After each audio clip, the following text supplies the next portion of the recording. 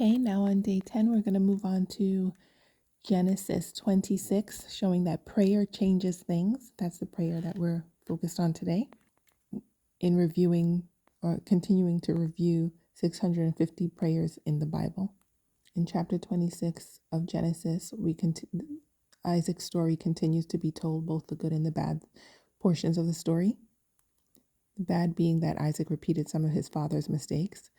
So he repeated some of Abraham's mistakes and then, but also received some of Abraham's blessings. So we start with 26 verse 1, and we're going to go into the promise that was affirmed to Isaac.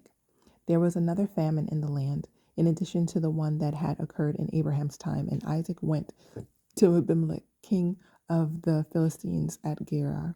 The Lord appeared to him and said, "Do not go down to Egypt. Live in the land that I tell you about.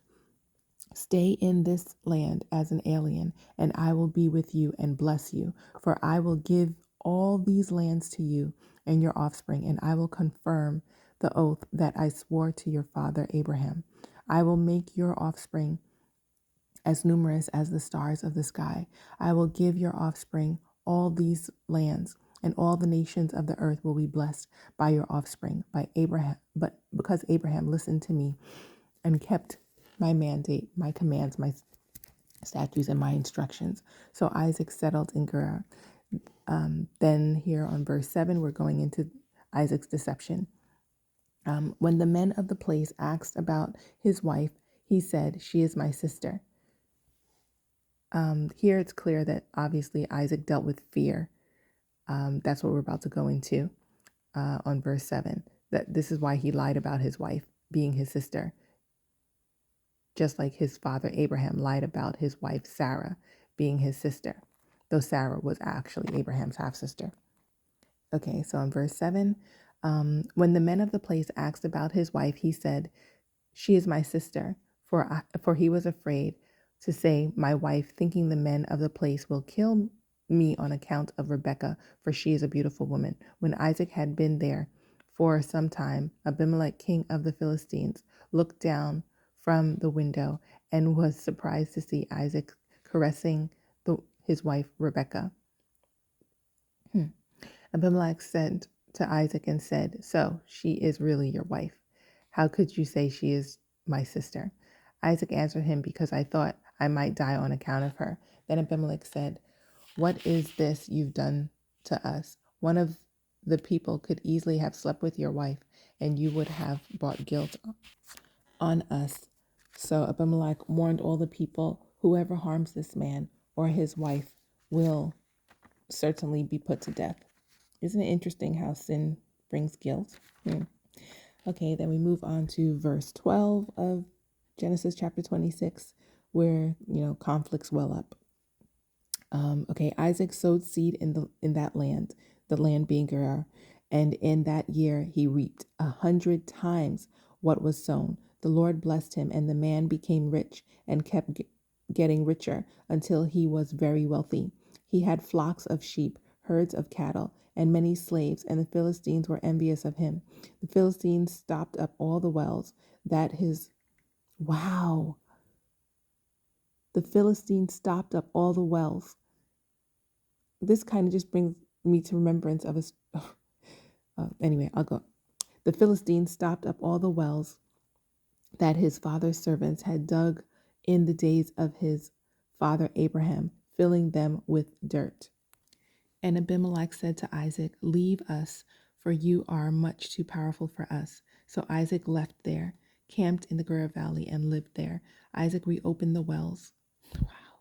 Then Isaac reopened the wells that had been dug in the days of his father Abraham, and the Philistines had stopped up after Abraham died. He gave them the same names his father had given them.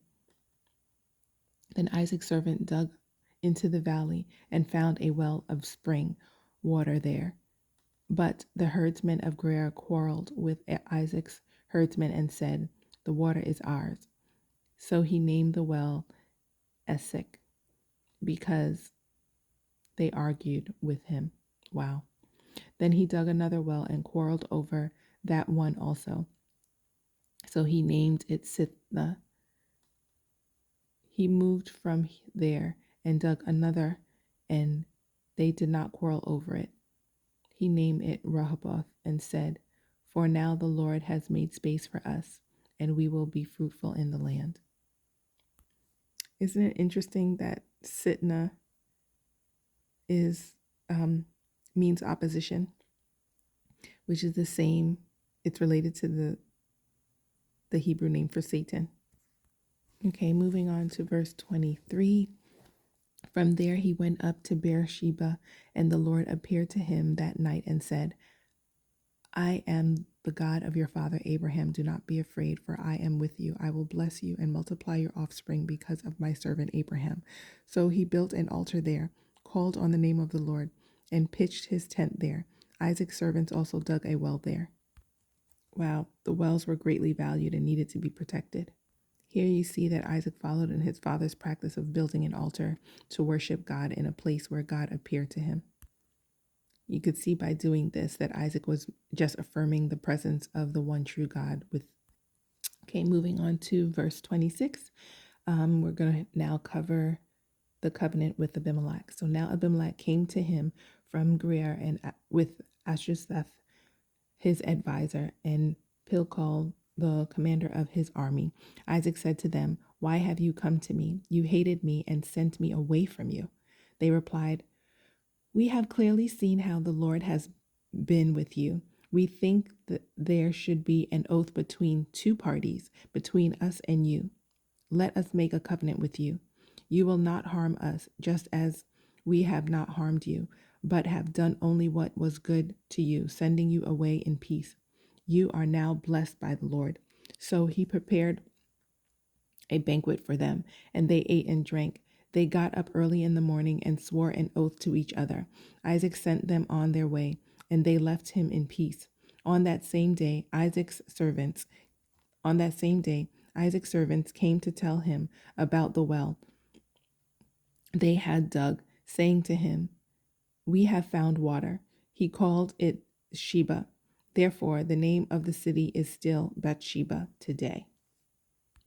You know, it's interesting. You can see here in the verses we just read, verses 26 to 33, that your enemies will come to you because these haters see you are just blessed by God. Take note from a spiritual context that a banquet is often held after a treaty of any sort was made. So any kind of covenant you come into, if you're sitting down and eating with someone, it can signify friendship and peace, but it could also signify in the spiritual realm an agreement that binds two parties in an oath. So careful at eating with your enemies. Okay, moving on to verse 34, where it's talking about Esau's wife. So when Esau was 40 years old, he took as his wives Judith's daughter of Beeri and the Hittite, and Basmath, daughter of Elon.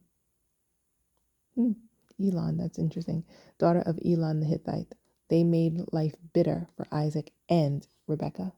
Here you can clearly see Esau married not one but two women who were not Israelites. And they were Hittites who believed in many pagan gods and were therefore descendants of the Canaanites, the very women that Abraham was trying to stay away from, was determined to stay away from. His grandsons walked right into it and wed with those same women. Anyway, that concludes this portion of today's reading. We'll continue tomorrow.